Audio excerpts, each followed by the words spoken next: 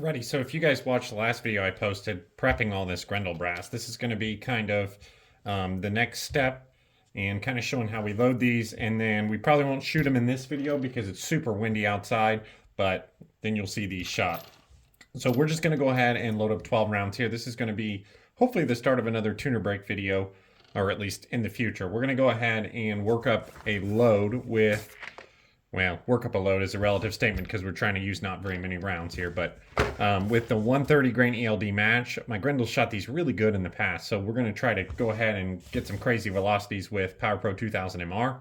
Now, we're kind of making up our load data because if you're a Grendel person, you know there's not much load data for 2000 MR, but it's a very similar powder to CFE 223 and Lever Evolution, so it should be a good powder to try to get some good velocities.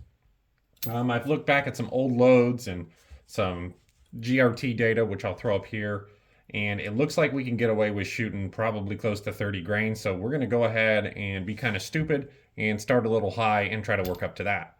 So obviously this isn't recommended, use low data and all that fancy stuff and start low, but that's what we're going to do today. So 2000 MR, it's a ball powder. I never use ball powders, but people comment all the time asking me why not. So we'll give it a try here today and we'll see if it can prove me wrong. I never have great luck with ball powder. And we're going to go ahead and use 41 Winchester number 41 small rifle primers as well. And this is obviously our Starline brass. All right, so most of you guys are familiar with this tool that I use here now. Let's see.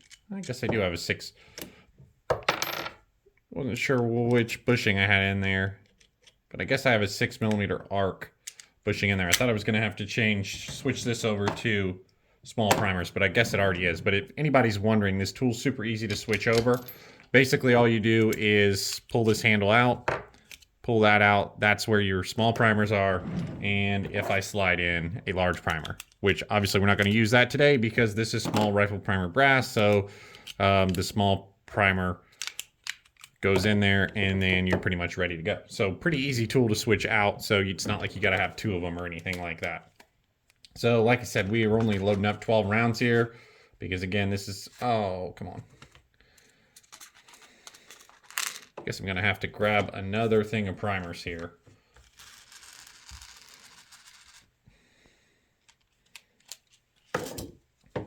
All right, and obviously we're going to grab these out of the same lot or out of the same box, which most people buy these in boxes of the thousands, so you don't have to worry about matching lot numbers and things like that. All right, so I think I needed what, like 2 or 3 primers out of this new sleeve of primers here. So let's just go with 3 and we'll see if that's enough. And this is just the second time this Starline brass has been fired. So I'm guessing our primer pockets are still pretty good. As you can see there, we had one of those primers wanted to tip, which happens occasionally in there and you have to fix it. So this priming tool is definitely not perfect, but it's a cheap, good option kind of to prime some brass. Really not a big deal. I don't think anybody who's going to use this tool is going to prime like 4,000 cases anyway. I do mostly small batches of ammo, no more than 50 at a time, so it's really not a big deal.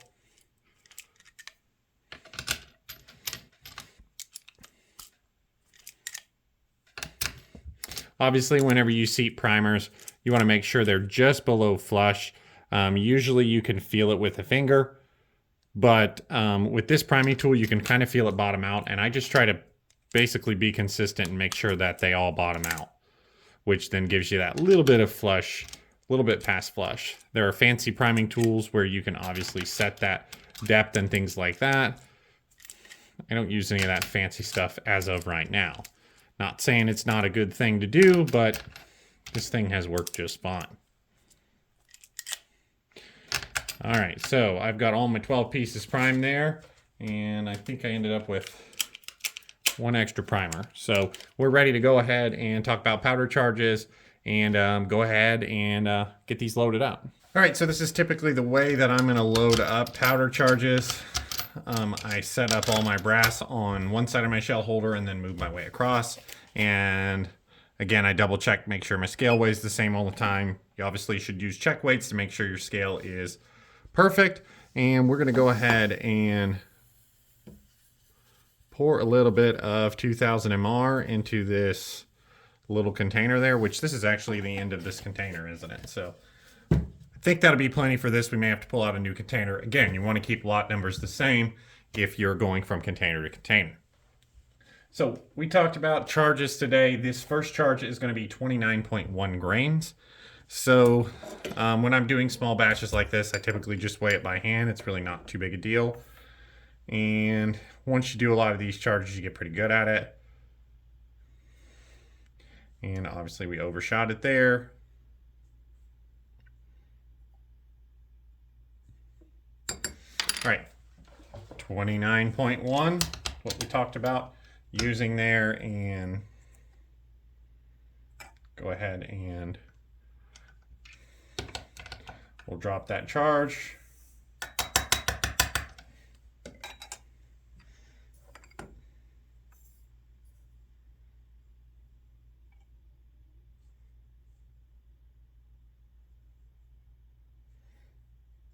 All right, next charge there at 29.1.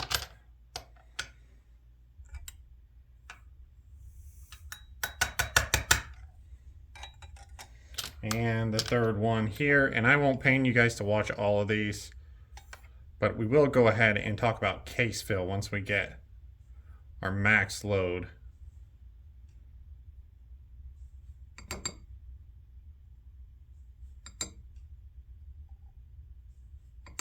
Loaded up there. Still just a bit heavy.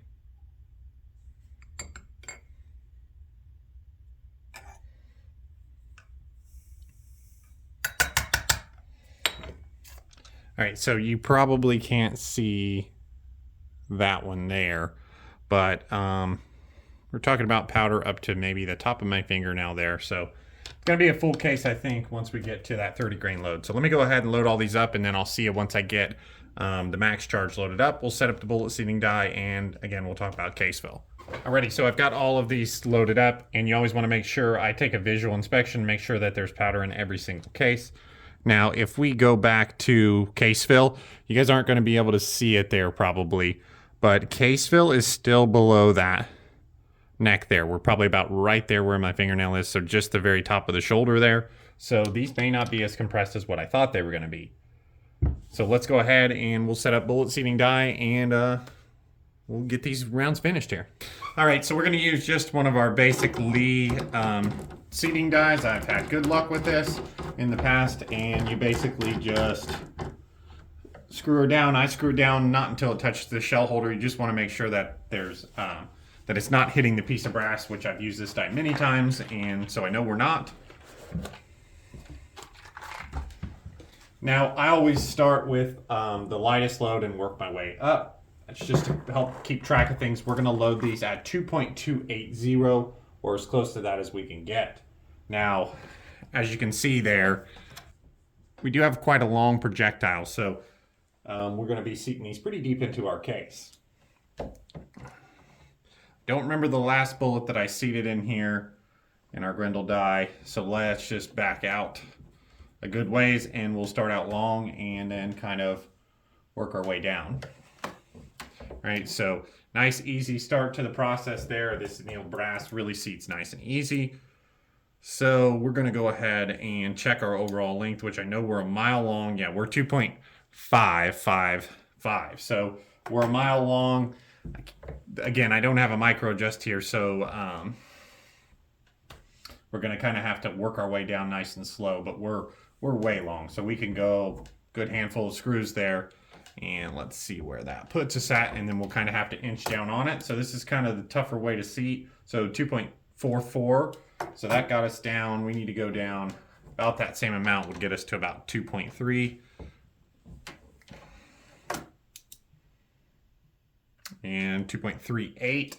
So I believe about a quarter turn on this is about 15,000. So if we got to come down 80, I can come down basically a full turn. So. And again, we're going to kind of inch down on it when we get close, because that's kind of what we have to do. Yeah, so there's 2.319. And so let's go down. That should get us about 2.3. Let's see how close we are. Yeah, 2.295. So I need to come down 15 thousandths. So this is where we're really going to inch down on it because I don't want to seat these too short. And we are at 2.86. So I want to inch down ever so slightly more. And this should be pretty darn close. Yeah, 2.83. Shaking that piece of brass there is just a little bit of movement within the powder column, so we're not quite compressed yet. So let me go ahead and we'll seat another one at the same charge.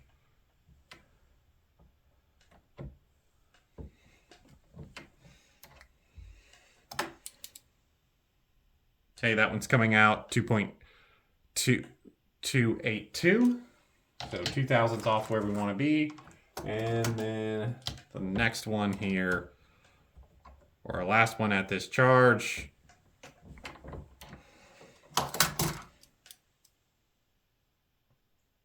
is again coming out to 2.282. So that's close enough for me. That's close enough for my 6.5 Grendel.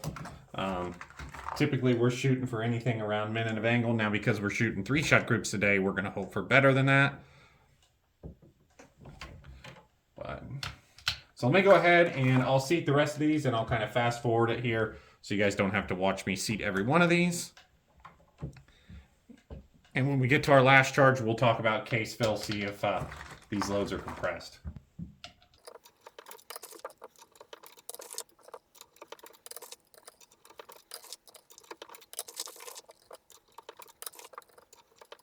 All right, so that's our last round there. And first of all, let's see if our overall length grew at all.